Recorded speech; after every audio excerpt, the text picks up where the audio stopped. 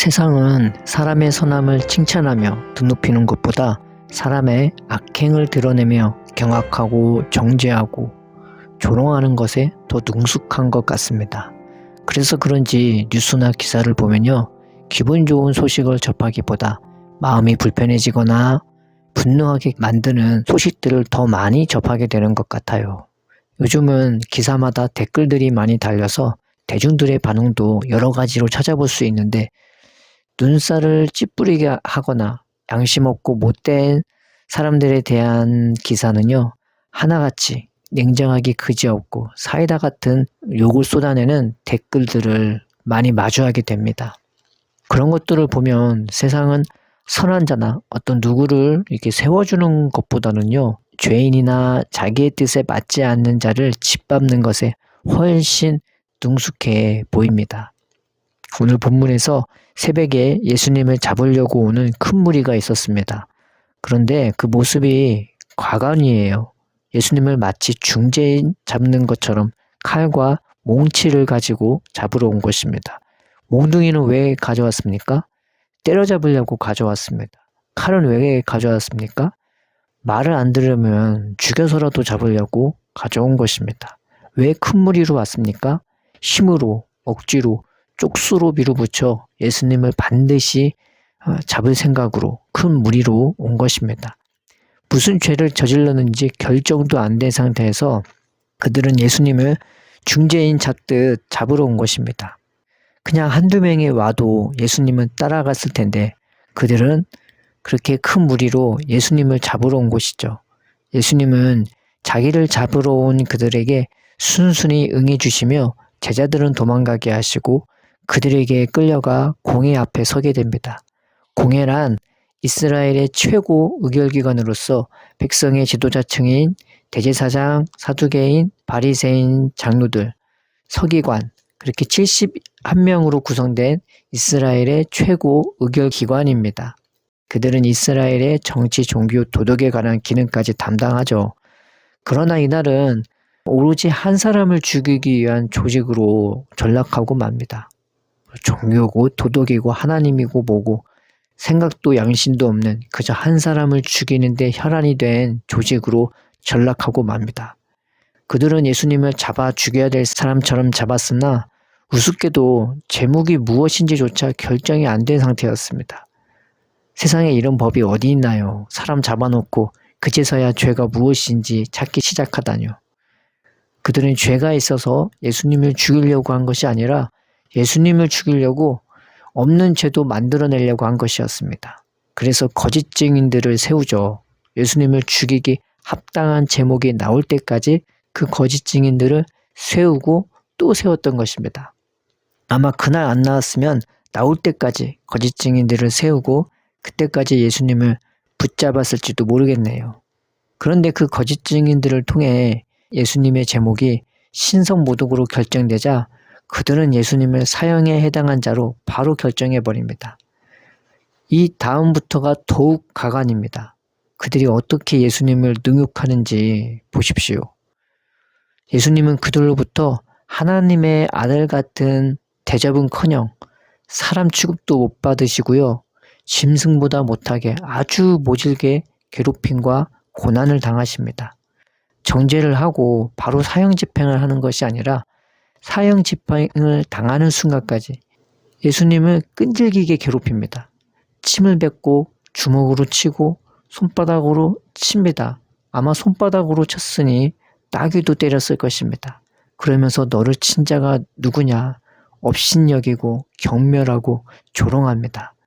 이런 예수님에 대한 그들의 태도는요, 예수님이 십자가에 못 박힐 때까지 끊임없이 쫓아다니며 계속되는 것이었습니다.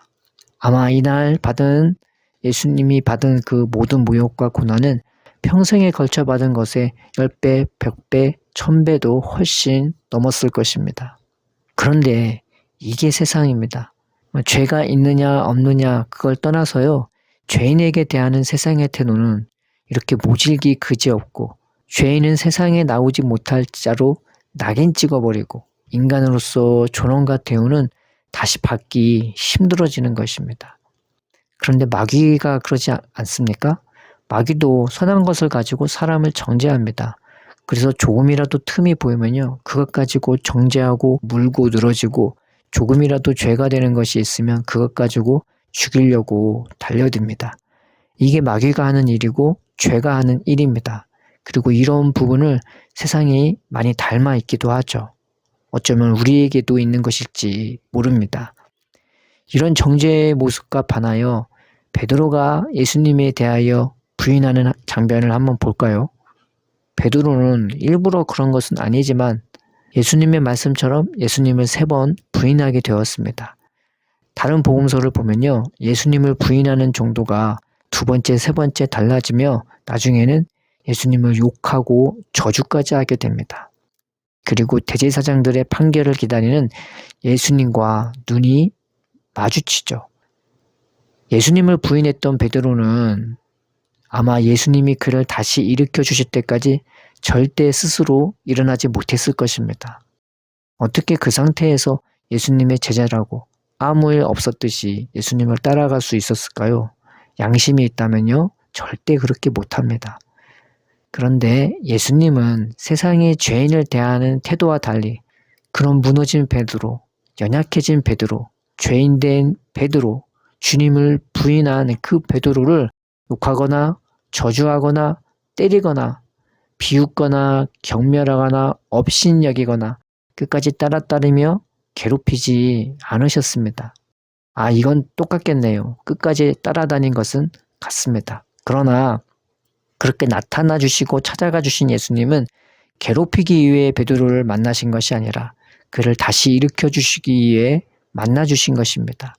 베드로가 베드로 된 것은 오로지 예수님을 부인했음에도 불구하고 찾아가 주시고 여전히 더 놀라운 긍휼과 사랑의 눈으로 바라봐 주시며 여전히 베드로를 인정해 주시고 베드로에게 사명을 주신 예수님의 은혜였던 것입니다. 여러분, 죄인이 아니어도 예수님을 미워하며 그렇게 모질게 괴롭히며 죽인 세상이었는데 죄인된 우리의 생각과 교만과 가식과 외식이 그리고 지나온 인생 가운데 알게 모르게 이모저모로 지은 우리의 죄가 세상 중에 드러난다면 우리는 과연 세상으로부터 어떤 취급을 받겠습니까? 우리가 거기서 살아날 수 있겠습니까? 얼굴 들고 다닐 수 있겠습니까? 나조차 내 모습을 보게 되면요, 절망할 때가 많은데요. 과연 세상 가운데 우리의 모습은 더더욱 모욕적이고 견멸적으로 대우받고 세상의 죄인으로 쓰레기로 낙인 찍히지 않겠습니까? 그래서 내 인생이 하나님 앞에 실패한 것 같고 절망스럽고 좌절스럽고 죄책감에 사로잡혀 우울해진다 해도 우리에게 소망은 오직 예수님밖에 없습니다. 예수님이 우리에게 대하는 태도는 세상과 달리 오로지 사랑과 긍휼과 진실과 충성밖에 없기 때문입니다. 내가 비록 넘어졌다 해도, 내가 비록 실수했다 해도, 내가 비록 좌절하며 낙심밖에 안 남았다 해도 나를 온전히 일으켜 주실 분도 예수님이요, 나를 다시금 세워주실 분도 예수님이요, 나에게 이전보다 더한 은혜와 사랑과 긍휼로 사명도 주시고 자신을 쫓게 하실 분도 예수님이십니다. 그러므로 우리가 오늘 하루를 살아도 세상의 눈 가운데서 아부하며 사는 자가 아니라 예수님의 눈을 바라보며 살아갑시다. 그 사랑의 눈 안에서 자유함으로, 은혜로, 겸손으로, 감사로 살아가는 자들이 됩시다. 나의 삶이 예수님의 눈과 그 예수님의 손에 달려있음을 믿고 우리가 그분의 변함없는 사랑과 정성과 보살핌에 감사합시다. 내가 어찌하든 변함없이 나를 사랑하시는 예수님을 믿으며 연약할 때는 기도할 것이요, 강할 때는 찬양하며 예수님을 의지하며 살아가는 우리가 됩시다. 아멘.